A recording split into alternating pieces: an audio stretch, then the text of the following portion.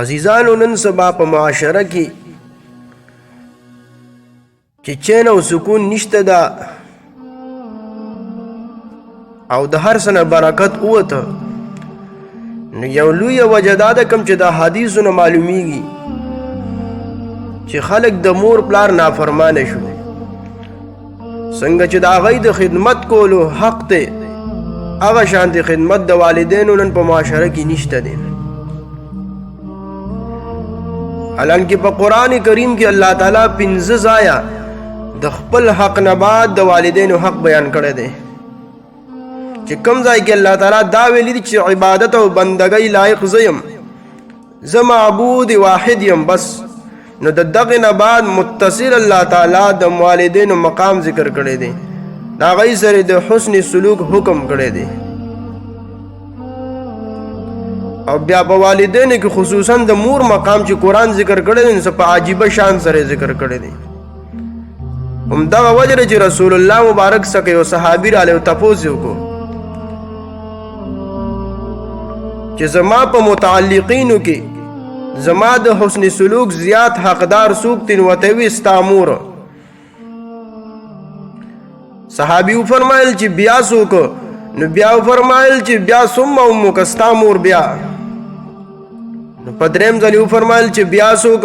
نبی علیہ السلام فرمایل ثم امک، بیا ستا مور. او په څلورم ځل چې وی بیا څوک؟ نو ورته ثم ابوک، بیا ستا پلار. علما فرمایي چې د مور ډیر زیات مشقتونه برداشت کړي دي.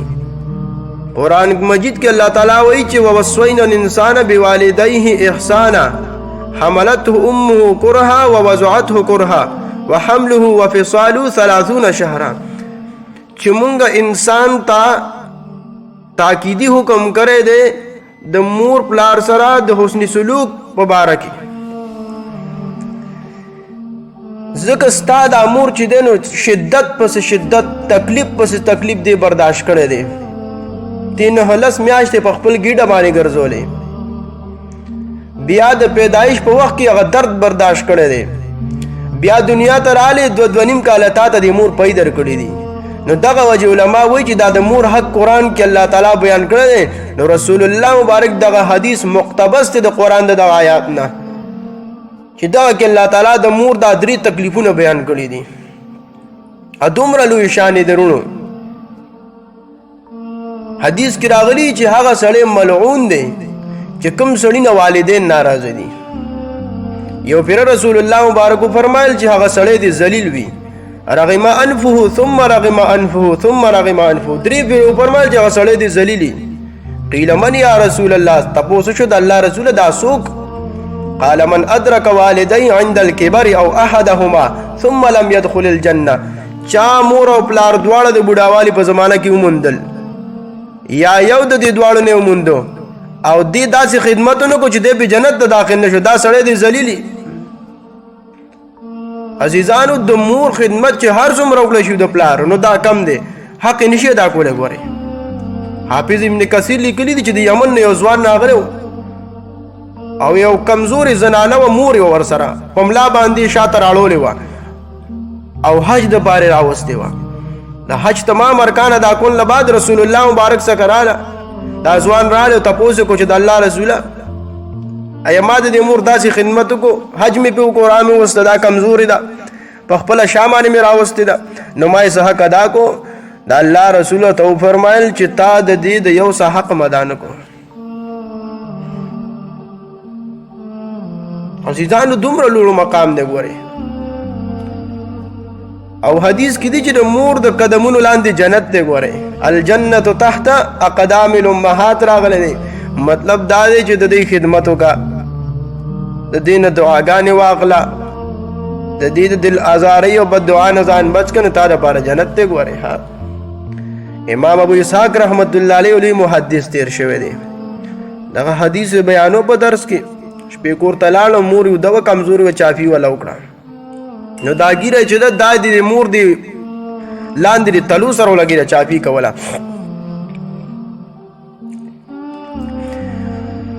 نو څه ګوري چې دغه شپه باندې یو شاګرد یو طالب خوب ولیده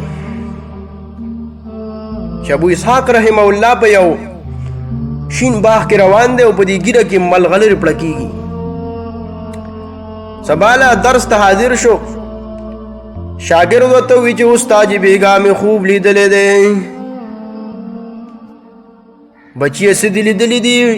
استاد ما په خوب کې لیدلی دي چې ته په یو شین اعلی باغ کې روان وې.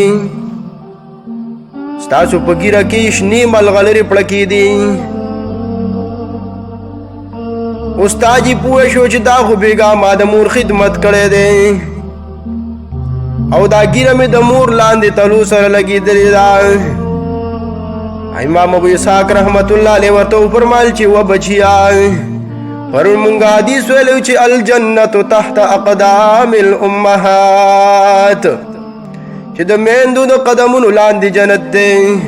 و بچی بیګا ما مور له چاپی کړې ده.